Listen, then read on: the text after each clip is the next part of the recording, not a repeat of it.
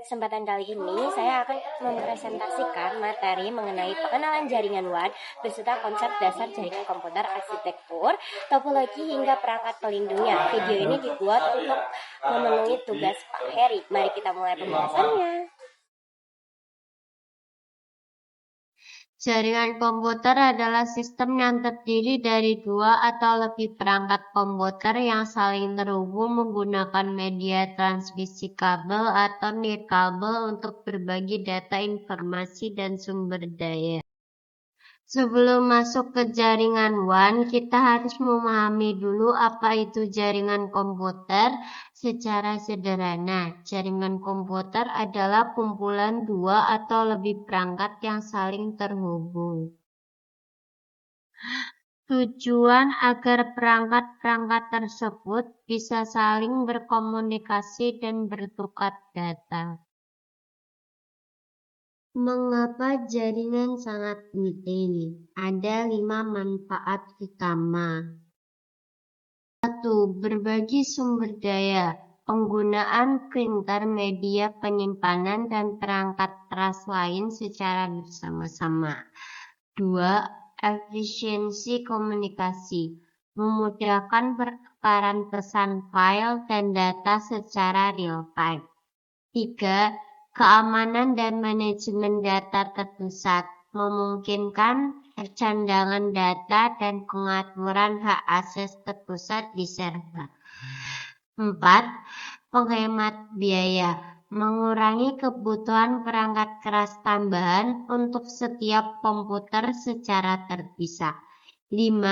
Akses informasi, memungkinkan akses informasi global tanpa terbatas secara geografis.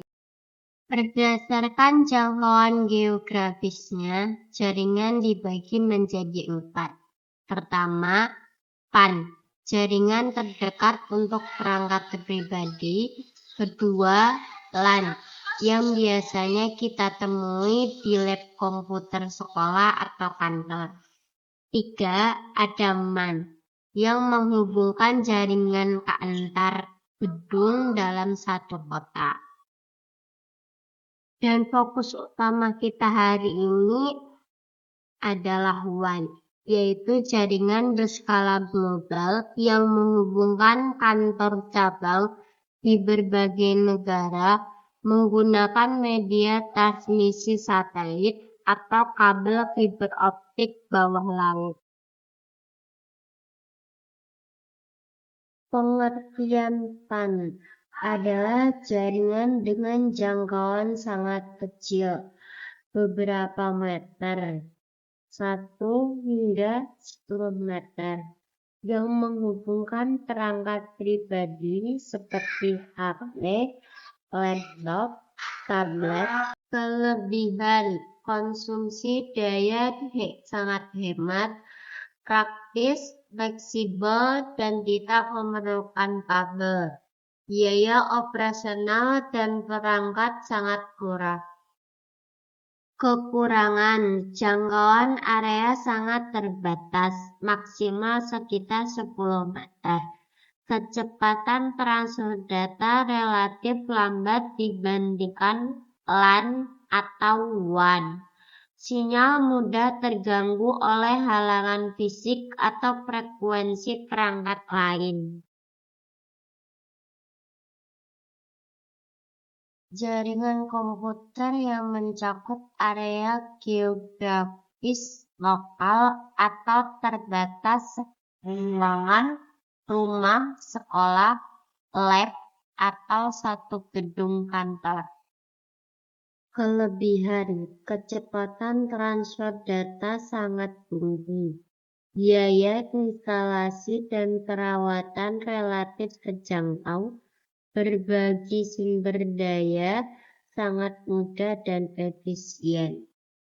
Kekurangan: jangkauan area terbatas hanya dalam radius gedung atau area lokal. Jika komputer utama atau server terinfeksi virus, seluruh jaringan lokal beresiko tertular. Jaringan komputer yang menghubungkan beberapa jaringan LAN dalam area geografis yang lebih luas, seperti antar gedung dalam suatu kota jangkauan 10–50 km. Kelebihan: jangkauan area jauh lebih luas dibandingkan LAN. Kecepatan komunikasi antar cabang kantor dalam satu kota tetap tinggi, mempermudah pemusatan data tingkat kota. Kekurangan: biaya instalasi dan pemeliharaan mahal. Konfigurasi dan manajemen jaringan cukup rumit, lebih rawan terhadap peretasan jika tidak diamankan dengan ketat.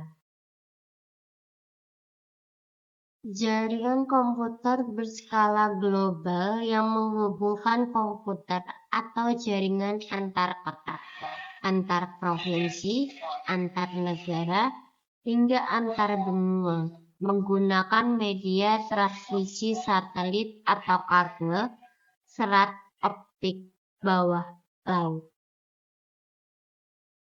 Kelebihan: cakupan wilayah sangat luas tanpa batas geografis, memungkinkan pertukaran data dan komunikasi antar cabang di seluruh dunia secara real-time. Sumber daya dan informasi dapat diakses secara terpusat dari mana saja.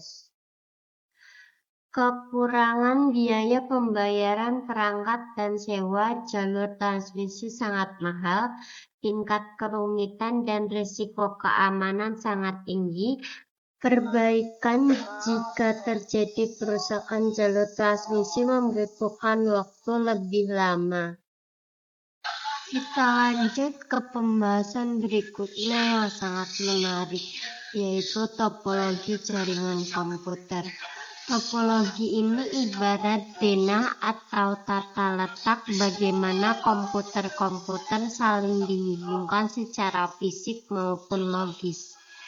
Setiap topologi punya karakter, kelebihan, dan kekurangannya masing-masing. Yuk kita pelajari satu persatu mulai dari bus, star, ring, hingga flash. Topologi jaringan di mana semua perangkat terhubung ke satu kabel tunggal utama yang berfungsi sebagai jalur komunikasi data dengan terminator di kedua ujung kabelnya. Kelebihan: kebutuhan kabel sedikit sehingga hemat biaya. Proses instalasi dan penambahan komputer baru tergolong sederhana, sangat cocok untuk jaringan skala kecil. Kekurangan: jika kabel utama rusak atau putus, seluruh jaringan akan lumpuh total. Sering terjadi tabrakan data jika lalu lintas jaringan padat. Deteksi kerusakan atau gangguan sangat sulit dilakukan. Topologi jaringan di mana setiap komputer terhubung secara terpisah langsung ke satu perangkat kontrol pusat seperti switch atau hub. Kelebihan: kemudahan dalam mendeteksi dan mengisolasi kerusakan perangkat. Jika salah satu kabel atau komputer rusak, tidak akan mengganggu komputer lain. Penambahan atau pengurangan perangkat dapat dilakukan dengan mudah. Kekurangan: membutuhkan kabel yang jauh lebih banyak dibandingkan topologi bus. Bergantung penuh pada perangkat pusat. Jika switch rusak, seluruh jaringan ikut mati. Biaya pengadaan hardware lebih mahal. Topologi jaringan di mana setiap perangkat terhubung ke dua perangkat di sampingnya, membentuk jalur melingkar tertutup seperti cincin. Data dikirim searah putaran jarum jam. Kelebihan, aliran data teratur sehingga minim resiko bentrokan data. Tidak membutuhkan perangkat pusat seperti Swiss. Performa jaringan relatif stabil walaupun lalu lintas data cukup padat. Kekurangan, jika terjadi masalah pada satu komputer atau kabel, seluruh jaringan akan terputus. Proses penambahan atau pemindahan komputer mengganggu seluruh jaringan. Konfigurasi ulang dan perbaikan lebih rumit.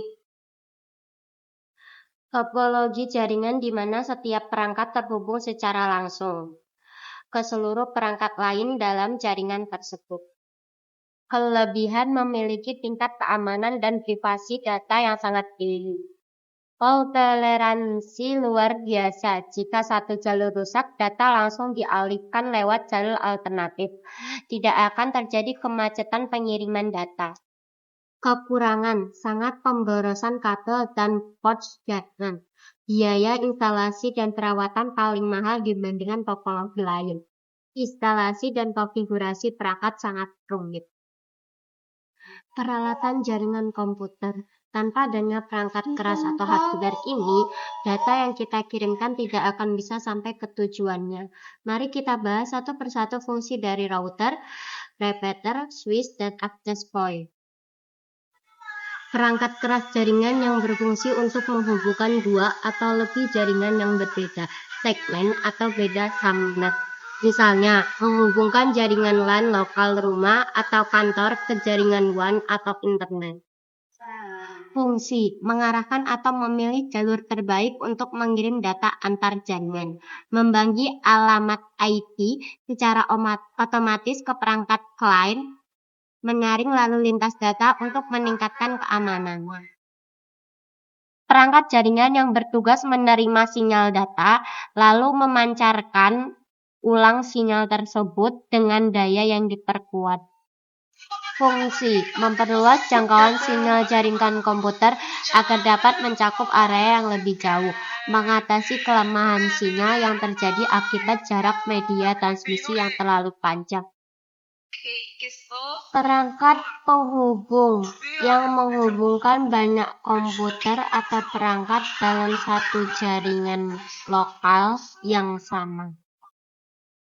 Fungsi, membagikan dan menyalurkan data khusus ke perangkat tujuan berdasarkan MAC address, mencegah terjadinya bentrokan data di dalam jaringan lokal, menyediakan port fisik yang banyak untuk koneksi kabelan.